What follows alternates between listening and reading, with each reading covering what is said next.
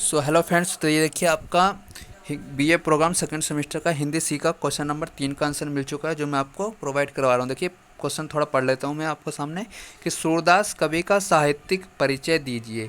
परिचय हो गया या साहित्यिक हो गया, बात बराबर है। आप तो उसे परिचय बोलिए या साहित्यिक बोलिए, तो इसमें सूरदास के बारे में बताना है और उसका सूरदास कवि के साहित्यिक परिचय के बारे में। तो देखिए आपको यहाँ से लिख लेना सूरदास का साहित्यिक परिचय। देखिए यहाँ पर जीवन परिचय लिखना है। सूरदास जी के भक्तिकालीन सगुन काव्यधारा की कृष्ण काव्यधारा के सर्वाधिक प्रमुख कवि है। ठीक है, उन्हें अष्टछाप का जहाज कहा जाता है। उनकी जन्मतिथि तथा जन्म स्थान को लेकर विद्वानों में मतभेद है, फिर भी अधिकांश विद्वान मानते हैं कि सूरदास का जन्म 1478 ईस्वी संवत 1535 में हुआ। सूरदास जी का जन्म स्थान को लेकर 4 मत प्रचलित है। पहला डॉक्टर पीताम्बर दत्त बरथावल गोपालचल जो या ग्वालियर को कवि मियाँ सी मथुरा के आसपास के किसी गांव को आचार्य रामचंद्र शुक्ल रुनकता, मतलब अलग अलग लोग अलग अलग चीज़ बता रहे कि इनका जन्म यहाँ हुआ था। अभी पूरा पता नहीं है कि इनका कहाँ हुआ था। ठीक है, यह जीवन परिचय और आपका साहित्यिक परिचय एक ही होता है। ठीक है गाइस, ये देखिए आपको कर लेना है यहाँ से। अब इनकी देखिए प्रमुख रचनाएं देख लेना है, इसका पूरा परिचय के बारे में कहा गया है। तो देखिए इन्होंने क्या की थी, प्रमुख रचनाएं की थी, क्या क्या की थी। तो प्रमुख रचना नागरिक प्रतिनिधि सभा की रिपोर्ट के अनुसार सूरदास जी द्वारा रचित ग्रंथों की संख्या 25 है। ठीक है, परंतु अधिकांश विद्वान उनकी केवल 3 रचनाओं को प्रमाणिक मानते हैं, सूरासागर, सुर सरावरी और साहित्यिक लहरी। ये 3 इन्होंने रचनाएं की थी अपने जीवन में। ठीक है, अब देखो उनके साहित्यिक विशेषता क्या थे, उनके अपने जीवन में साहित्यिक विशेषता क्या थे। देखिए सूरदास कृष्ण काव्यधारा के सर्वश्रेष्ठ कवि माने जाते हैं। उनके इस महान कीर्ति का मुख्य कारण है उनकी प्रागढ़ भक्ति भावना। ये भावना उनके आवेगन पूर्ण भक्ति काव्य के माध्यम से अभिव्यक्त हुई है। सूरदास जी के काव्य की प्रमुख विशेषताएं निम्नलिखित है। पहला आपका देख लिखना है भक्ति भावना। ठीक है, ये साहित्यिक विशेषताएं इन्होंने अपने जीवन में की है, तो ये लिखना है पहला भक्ति भावना। भक्ति भावना हेडिंग देखो, उसके बाद आपको ये पॉइंट में लिखना है। देखिए पहला है सूरदास जी सगुन ईश्वर को उपासक थे, इसलिए उनकी भक्ति को सगुन भक्ति कहते हैं। भक्ति के उनके लिए साधन नहीं साध थी।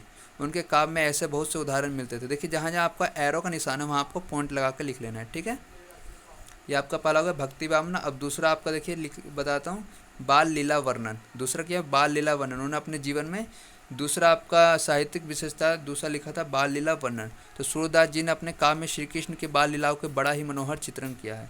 श्री कृष्ण की विभिन्न चेष्टाओं और क्रियाओं के यथार्थवादी वर्णन करने में सफल हुए।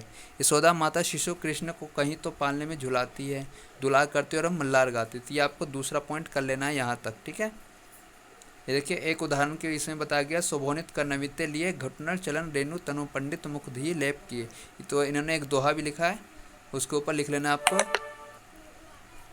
अब देखिए आपका तीसरा है वात्सल वर्णन। तीसरा आपका वात्सल वर्णन आपको कर लेना है।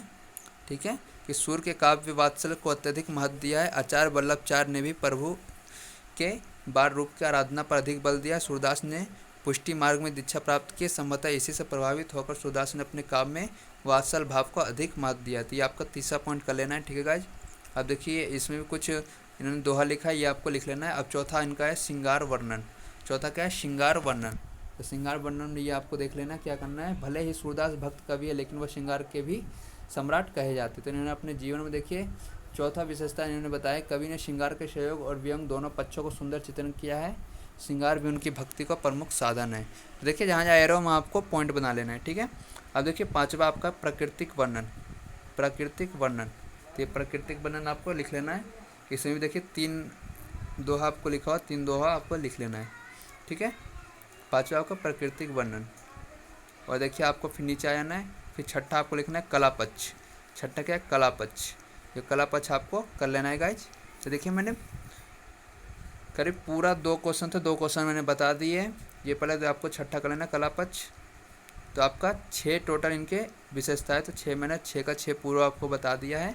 और आपको मैंने 4 में से 2 क्वेश्चन करवा दिए, हिंदी ए का भी, बी का और हिंदी सी का भी।